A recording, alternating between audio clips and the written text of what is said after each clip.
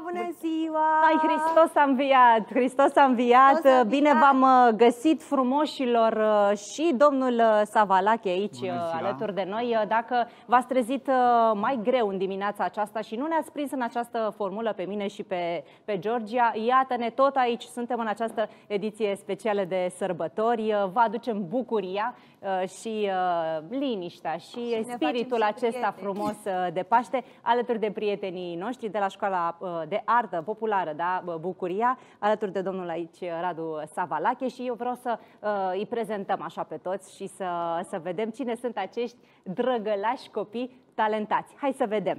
Da, hai să ne strângem așa să vă vadă toată lumea ce frumoși sunteți. Mi-a șoptit o rândunică acolo lângă tine. Aici este Raluca Simona Savalache, fiica domnului Savalache, o minune de copil, ca de altfel toți acești drăgălași copii prezenți astăzi în studio. O să ofer așa cât un microfon fiecărui copil să se prezinte. Draga mea, pe tine te-am prezentat.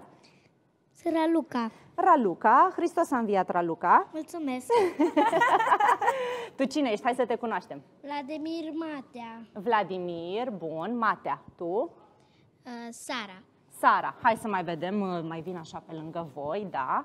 David. David, da. Tu, draga mea? Anastasia. Ai așa, și acum uite, îți dau ție microfonul să dai mai departe, uite, Georgiei, bravo. Rebecca. Rebecca, foarte frumos. Și avem aici o domnișoară frumoasă. Tudor Alesia. Așa, și ultima, dar nu cea dintâi. Elena, ce frumos, ca pe mama mea. Pe mama mea o cheamă Elena, uite, m-am așezat așa, potrivit, aș zice eu.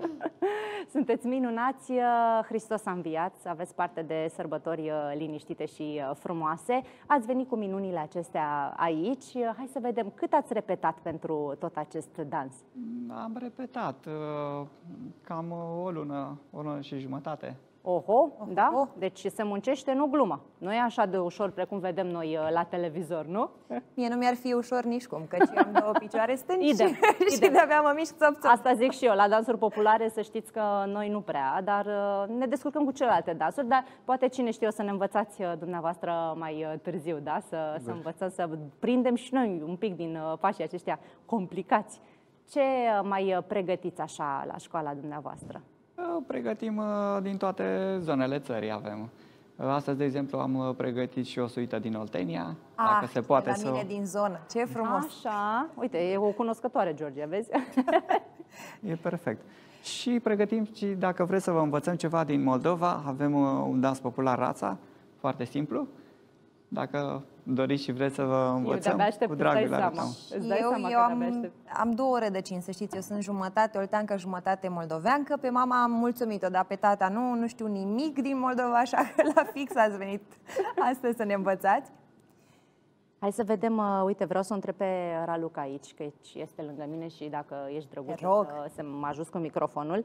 Vreau să vedem de când face Raluca dansuri și să întreb așa și pe ceilalți copii. Draga mea, de când te-ai apucat de dans popular? De 5 luni. De 5 luni, da? Și ai învățat atâtea în 5 luni? Da. Dar ce-ți place ție cel mai mult așa la dansul popular? La dansul popular? Aproape tot. Aproape tot. Simți ritm, simți muzică, simți tot. Da. Și te-ai luat după tăticu așa, îl vedeai că dansa prin casă și ai început și tu să dansezi ca el? Da. Da? Și e mulțumit tăticu de tine? Foarte. Foarte mulțumit. Da, da. foarte Eu am văzut aici că conduceai, da, grupul aici. Ești foarte talentată. Felicitări și eu cred că o să ajungi departe. Hai să vedem. Hai să vedem. Dragul meu, tu de când faci dansuri? De 3 luni. De 3 luni? Wow, și de ce ai venit să faci dansuri populare? Ce te-a atras?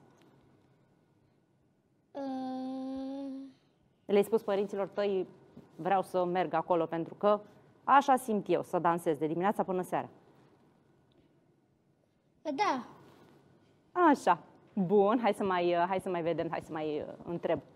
Eu fac de 4 luni. Tu faci de 4 luni. Da, dar ce copii talentați au început doar de câteva luni. Foarte bine de 4 luni. Incredibil, dar care este secretul? Ia să vedem, care este secretul? Repetiții, seriozitate, se țin de dansuri, vin la repetiții în mod frecvent și deci nu chiulesc, da? Nu chiulesc. Dacă chiulesc, Aveți mai multe grupuri, aveți de începători, de avansați? Aici sunt și avansații și începătorii. Eu zic să vedem încă un dans, că m-ați convins. Nu? Mai vedem încă unul? Ne mai odihnim noi două până când Dai seama mergem că și eu noi mă la pregătesc școală. pentru provocare, pentru rața. Da? Este o tactică aceasta. Bun, păi noi ne retragem și vă lăsăm așa să vă desfășurați, da? Hai să vedem. Okay.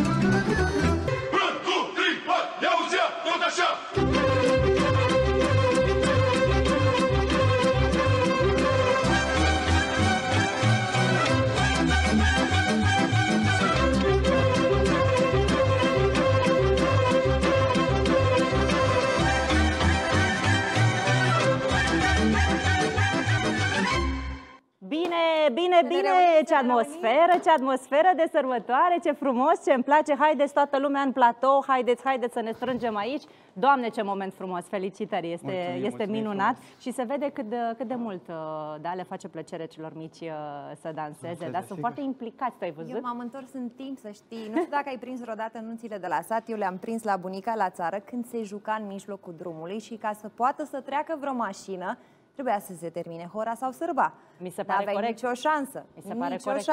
Normal, trebuie să respectăm oamenii aceștia care nu se bucură din toată ființa lor.